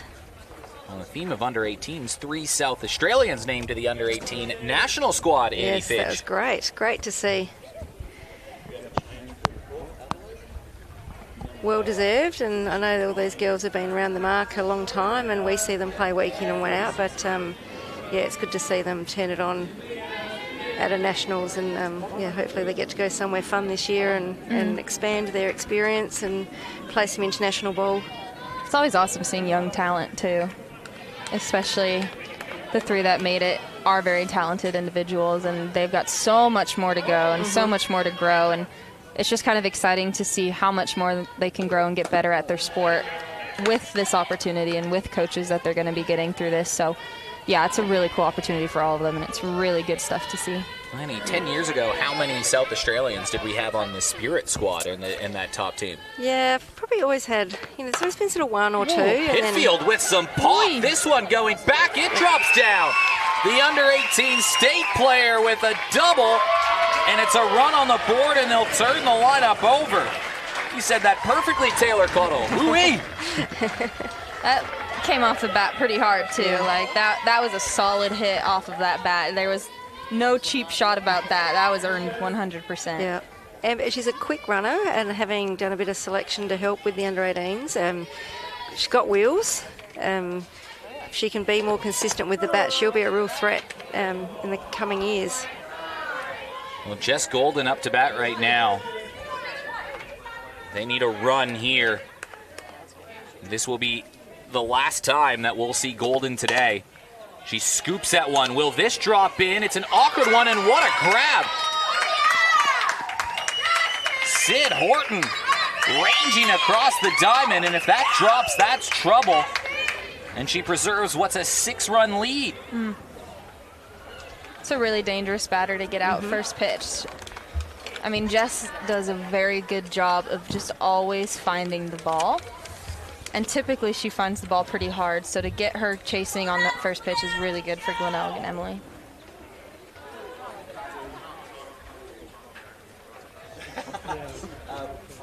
Well, I think a couple changes coming for Glenelg as well. They'll have one more inning left in this one. Don't forget, still time to register for the Softball SA Pathways Classic. It's happening over 2 weekends in 2 different age groups. Can't believe April's just around the corner. That is insane to me. But Annie, a good competition for the under 16s and the under 18s the week before Christmas as well. Yeah, it was. Yeah.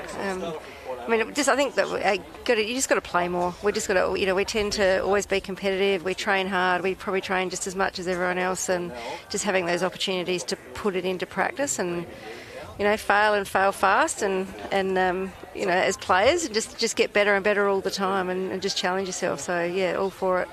This is the game of softball, isn't it? Who can fail the best? Yeah. It is a game of well, the best players have the shortest memories, right? Yeah. So you process it, you put it in the vault, and you move on. New pitcher for Port Adelaide with Geldof. Kate Geldof, I'll pull up some numbers on her on the season in just a second for you. She's a very good pitcher. She tends to be more slow and spinny, and she gets you chasing on some probably junk pitches, but because it's spinning so much and moving so much, she can get away with it with some batters. So a really good compliment to Angler, who tends to throw hard and has good break, has good movement, but then when you go to slow and moving, it can be hard as a batter to really adjust to it. Well, entering today, Angler had appeared in 14 games, 61 innings pitched, and had a 2.03 ERA. Geldof appeared in 11 games. She started 10. She's finished 9 of them. 50 innings pitched, and she has a 3.25 ERA. Not as many strikeouts as Angler. She's got 40 strikeouts in her 50. Doesn't walk too many batters. She's got a good little ratio there, so she'll be in and around the mark. Yep. Varies her speed. Obviously timing, pitching, batting's all about timing, so pitching's all about upsetting timing, and she does that well. Gemma Sharkey. I think we've got a pinch hitter here. Fairley. Charlotte Fairley, you're right. She is in for Bree McGee. So Glenelg using some late game opportunities to see what they've got in the system. Charlotte Fairley, one of the up-and-coming players in the system as well.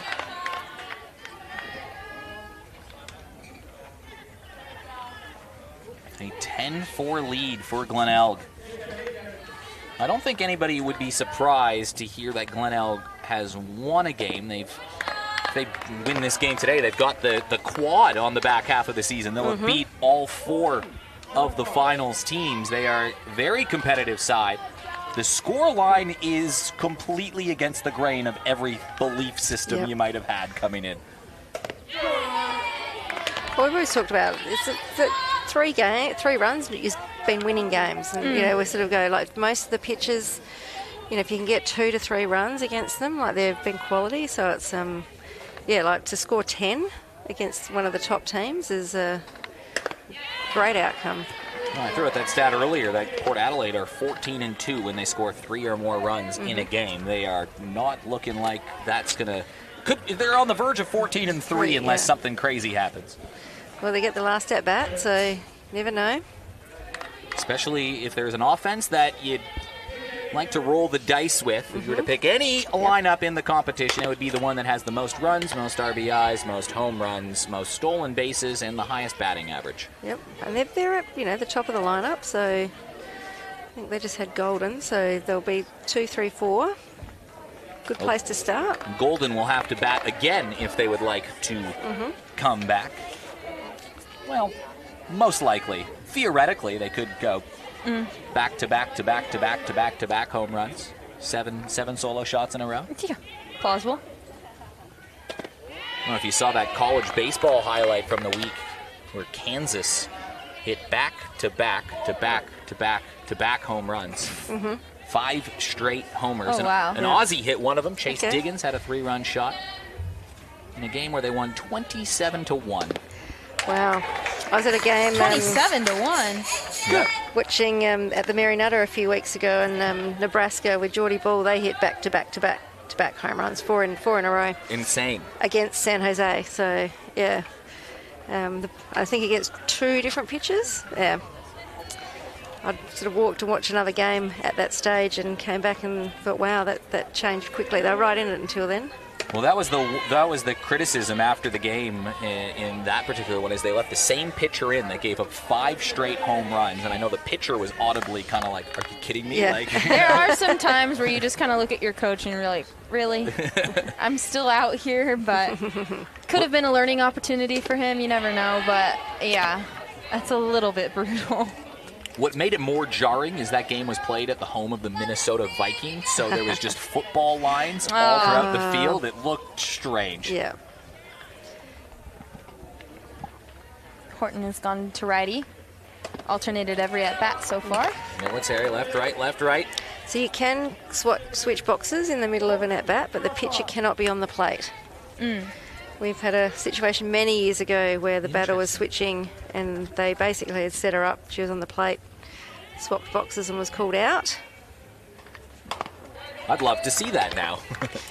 Yep. So I think I'm not sure if the pitchers have their hands together, but if I definitely on the pitching plate, you'd want to be calling time with the umpire to swap boxes. I just want to see now an ambidextrous pitcher face switch hitter, and both of them can switch in the middle of the at-bat. Yep.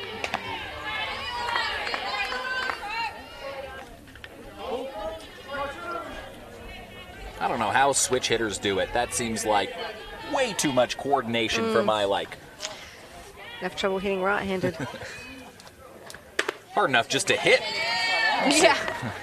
Sid Horton has 2 walks on her trips on the right side and 2 strikeouts on her trip on the left. Interesting. No balls in play. Been on base twice. It's clearly working, the strategy. Yeah. Strange game softball, isn't 500 it? on base average. That's good. That's not bad. Would be happy with that in any game. Took a nice catch that could have saved a run. Again, this Glenelg lineup, we have to choose a player of the game, but it is really challenging. Everybody has made a contribution. Horton's been on twice. Bevan's been on twice. Langhorst has been on twice. Emily Price has been on twice. Sasha Penways has the RBI. Courtney Shepard's been on twice. It's really even right now, Yeah. which is the hard part about it. Gemma Sharkey's been on 3 times. Oh, An error and 2 walks. okay. 2 RBIs from Emily Price. I have a feeling it might be decided by some impending at-bats with Langhorst and Price. Both with 2 RBIs. Both have been on twice. Price has been good in the circle. Or maybe whoever hits the walk-off for Port Adelaide. Usually Could happen. you've got to go with the winning team, don't you? Unless it's like a, Crazy, yeah. no earned runs.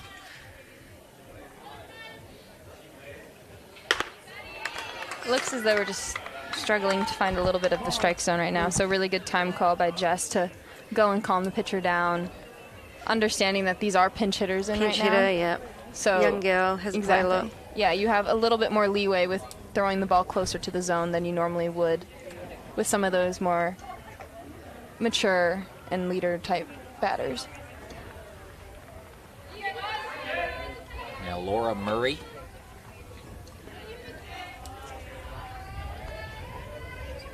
Good from Nat Brinkworth as well to bring in some of the younger players in this game. It's a perfect opportunity too. It's a game that I think would be easy just to say, hey, we'll keep our top 9 in there and try to close it out against a team that is contending for a championship. Yeah, it's a bit of a challenge. Like, I guess for Glenelg, if they're not playing finals, you want to, but everyone else, you want your batters to see as many pitches as possible and get some confidence. So you wouldn't be making too many changes on the Port side late in the game. And you still want to win, so. Yes. Always.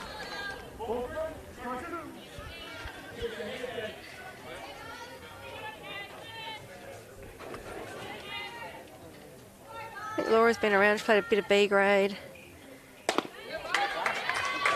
Now bases are loaded, all off free bases. And now bases juiced for Lee Langhurst and Emily Price. Probably our two, I would say, two contenders. On the backfield, Seacombe have blown it open. They have scored 4 runs in the 5th inning. They now lead 7-1. We're about to reach time of game there, too.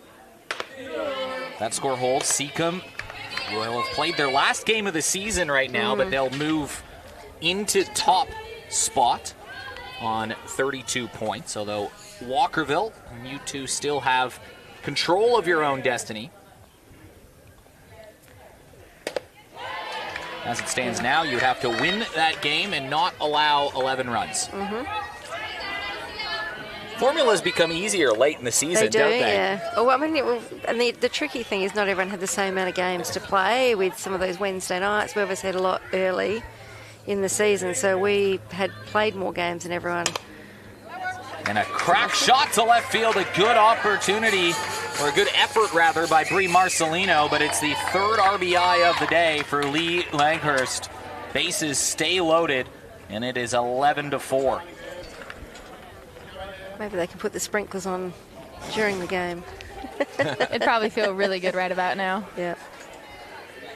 Maybe talk about the Stars. We had a good chat to Lexi Kilfall during the Stars week, and it was a bit wet and dewy, and she said her coach used to make her put the sprinklers on and make her sit out there and pitch bullpens on the diamond with the sprinkler on. My coach would make us dip our hand in water. Really? Or give us wet balls to pitch with. Yep. Bucket of balls, wet balls. Yep. You think it's dumb in the moment, and then you play a game in the rain, and you're like, I get it now. Yep. Thank you. Yeah. That was kind of smart. I'm sure some of these players wouldn't mind a bucket of water out there right now. Not sure how you practice for this heat, apart from just playing in it. Yeah, playing a sauna. Hot yoga, maybe. Yeah. It's Bikram softball out here today. It is, isn't it? Play at the plate, she's out. A quick release from Jess Golden on the pass ball. Good call on that. Well, you got to go for it. Yeah. Late in the game. You have to. You know. So now there's runners still on 2nd and 3rd. Hit off the backstop pretty hard, too. Like right into her glove, too. Didn't have to move too far to get it.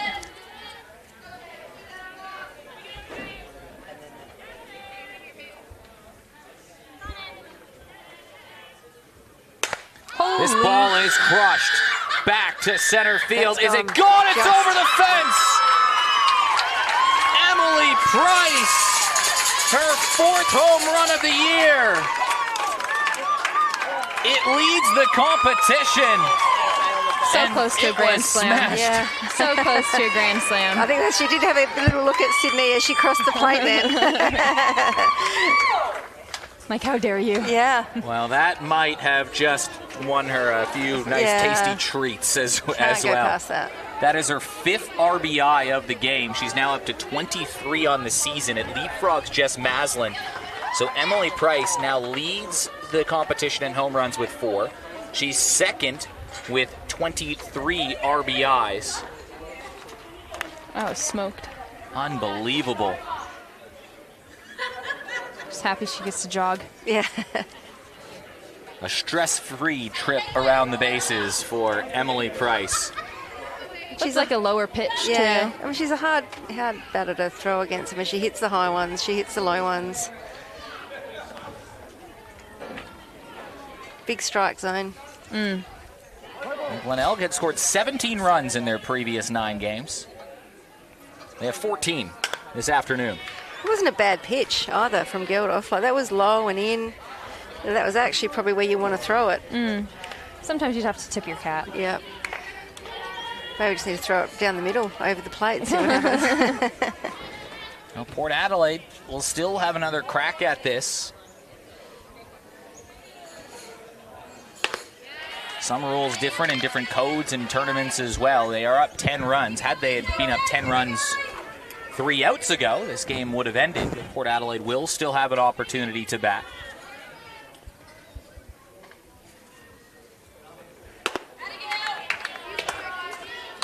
But they have scored. Here it is. Look at the Sporties replay. Kind of looked a little off speed, too. And as I know, Emily hits off speeds over the fence, because that's what she did to me. So kind of right in her wheelhouse, which is unfortunate for Port Adelaide, but really, really good swing. And especially if it was off speed, that's just pure strength from Emily. Well, she's had a home run, a walk, a single, and 5 RBIs today, Emily Price. In the circle, well, it started off tough for Emily Price. She gave up a single and 2 doubles and found herself down 3-0 before she got to batter number 5. But since then, she's only given up a handful of hits. She hasn't walked anybody, just the 1 run allowed since then, and it's a 14-4 game right now. A resilient effort from Emily Price tonight. 7 strikeouts as well on the day. Probably in line for the... I think she's probably... I think she is. Yeah. If that hit didn't cement it, I don't know what would. Yeah, in line for the Sporty Sparms Happy Lapco player of the game. We need 2 other prizes, so we can give her a prize for each of the RBIs she has. You know, I always say, like, it's, you know, it's always a lot easier to pitch a game, a winning game, when your team's scoring runs too. So, yeah, she scored most of them, but, you know, the rest of the team's got behind her, and that's what you want to see. Like, it's much easier to pitch free, pitch loose, pitch your best stuff when you've got runs behind you, especially against a team like Port that can hit it out at any stage. Well, she's allowed 4, but she's driven in 5. The other 9 runs right now, irrelevant, so to speak. But yeah, pressure situations is when your pitches usually tend to get better, and then insane run leads is when your pitches tend to get better. So, but taking nothing away from Emily, like she's obviously she's been clutch, but you know you don't score those 5 runs unless your teammates are on the bases as well. Yeah, exactly. So, you know, like it is a team game, but she's obviously come in clutch when they needed it. Well, everybody on Glenelg today has either a hit or an RBI. It has been an impressive display. And a first pitch swing from Chloe Davis, and it's 1 down. So it's a great point that you make, Annie, that you can't drive in runs if there's nobody to drive in. She was so close to a grand slam as well. just really hit the nail into the coffin, though, for Port Adelaide. Yeah, any hope of a comeback became a little bit smaller. Yeah. It's not gone, but smaller. We've seen this team put up 6 runs in an inning before. Sometimes it feels easy for They've Port done Adelaide. that against me, so yeah, they absolutely can. But 10 is a tough one. A lot has to go right, and now there's only 2. 2 outs to go in the pocket. Marcelino up to bat. Maslin will follow. And Seacombe have won on the backfield. So it is Seacombe at the top. Seacombe at the top and out of Port Adelaide's control right now in terms of getting into the 1-2 game. For their formula, they would need to win their final game versus Hills on Wednesday. And they would have to hope that Walkerville lose to Hills. Glenelg. Or to Glenelg, sorry. Yeah. Or they would need, well, Seacombe can't allow any more runs. So Seacombe are at 46 runs. Port Adelaide are at 61. Even if they tie them on points, this ball put into play, it's another hit for Brie Marcelino. She's 3 for 3 today. Then her speed's just deadly. Yeah. Stretch that into a double. I look down for a second, and she's taken a base. And what becomes interesting is like Emily's just thrown she's thrown about 76 pitches, right? 5 innings. Finals are all 7 innings, right? So that's when you start to get into that, 70, 80, 90, 100 pitches. And none of our pitchers have thrown that many pitches this year. So, any team that hang on looking to score runs late in those games could be interesting. Well, we'll take a moment. A big congratulations to Seacombe. An amazing turnaround. They've clinched a top 2 spot. They're the only team that cannot finish outside the top 2 with their win today as Jess Maslin hammers one to center field. That drops in. Although game's not over yet, so let's assuming this score holds as it's another run across the plate and it's 14-5. It's a good heads-up play for Gemma there. Not chasing the runner at home, keeping that runner at first. The last thing you want is to hit double, and then before you know it, they've scored a handful of runs. So just keeping that runner at first is really important in that situation. So yes, if the scores hold, Seacombe will finish top 2. Ball hit up the middle again, although the scores aren't holding. There's 2 runners aboard, and Liz Engler, although we might have it'll be Liz Engler as well. We're around 80 pitches. It's that's 6th innings, typically 5th, 6th innings when teams can score, especially good teams like Port they're not going to lie down. They've had 3 base runners in a row. Can they make Glenelg sweat a little bit? Yep. Let's put Jackie out to run, who's pretty quick. She'll score on any ground ball to the outfield, so there, plug away.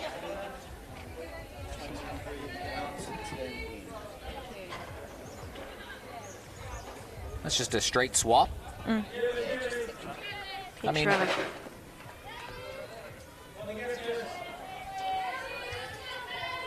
if Port are going to win, Maslin will have to bat again. And this ball, first pitch, cracked to center field, and 1 out away are Glenelg from shaking up the standings. This is where like coming back to, stay alive. If you're alive, you've got a chance. And so sometimes swinging at that first pitch, I know we want to see batters aggressive. Don't always agree that you go out hard late in the game. Like, you want to stay alive. The pitcher's just thrown, got a couple of hits. She's thrown the ball over the plate. You might want to take a few pitches.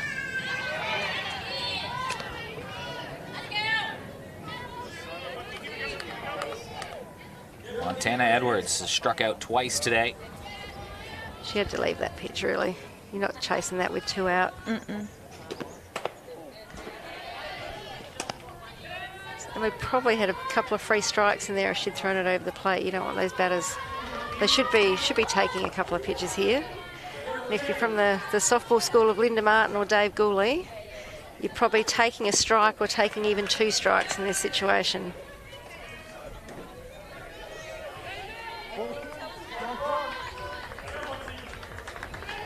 (14-5), a scoreline nobody could have predicted.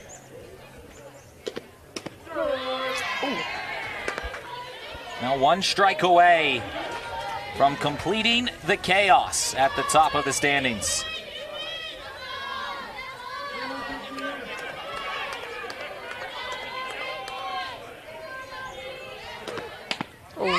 Pretty pitch.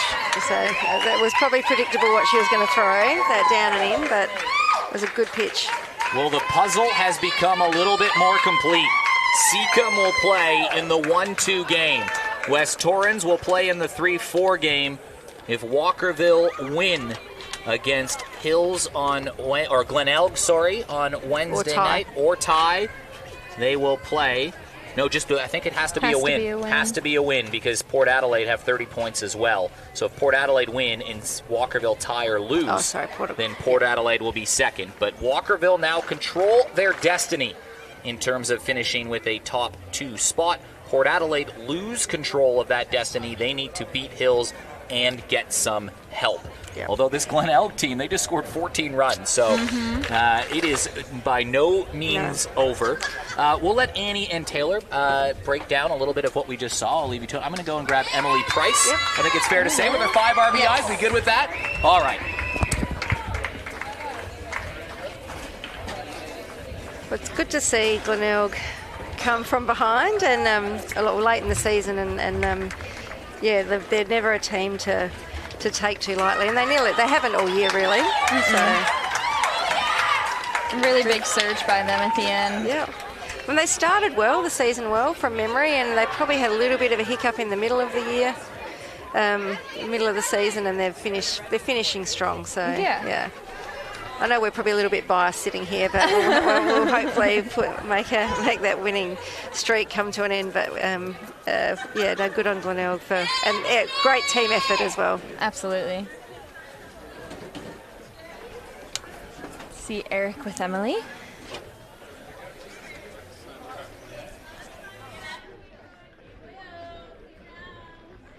Well, we're down on the field with our player of the game, Emily Price. Emily, I've got a sweet prize pack for you. So I know this is probably the last thing you want right now, but this will keep you cool, warm in the cool with a happy Lapco scarf. This will come handy by nighttime tonight. We've got a food and beverage voucher from Sporty, so that'll go down, maybe quench some thirst from working up the heat. And maybe you could have used those today for some sparms, for some arm sleeves. Emily, before we talk about the game today, can you talk to me about what it was like playing out here today? Over 100 degrees in Fahrenheit, 38 in Celsius. It looked tough. It is pretty tough. It's pretty tough on your body. It's pretty tough on your mind because you're just always trying to be better than the last pitch. And it's very hard whenever you're just basically dying. You got to truck through it. You got to have that mentality of I'm going to get the next pitch, I'm going to get the next pitch, I'm going to get the next pitch. And it's like you can relax in between innings, you can do all the fun stuff there, but it's like whenever you're on the mound, you just got to go for it. I want to talk about mentality because this game ended with a 14-5 scoreline, but it didn't start so pretty. I mean, you were down 3-0 right off the hop. Port flew out of a cannon. What sort of clicked and changed both for you and for Glenelg today? I think once we got through the batting order the first time, we really adjusted well to the pitcher. I feel like she threw well, but I feel like we adjusted quicker than she adjusted to us. That being said, on the start of the game with the runs, I think that was partially my fault. I don't think I was ready to go mentally. I think after the first 3 runs that came by, I was just like, yep, nope, I can't keep doing this. This is a bad idea. I got to change whatever I'm doing. And it's by the second inning, I came out with a completely different mentality. It was just, you had to keep going. It was a great adjustment, but on the themes of ready to go, that ball off of your bat in that last inning, now a league-leading 4th home run for you. Walk me through that at bat. What were you seeing? What were you looking for? Because that was smoked. I will always look for a low pitch, anywhere close to an inside pitch. Anything low, I will take it. I will swing at it. I don't care if that puts me as a target for never getting that again here. That is my mentality. I will look for low and in, but if I have to, I will go for the low and out. But my primary thought process is that I will never swing anything above my belt. If I do, that's just a weakness on my part. So as I go through that at-bat, it was just, okay, if it's higher than my belly button, I'm not swinging. Of course, I did swing at one, but that one just looked too good not to.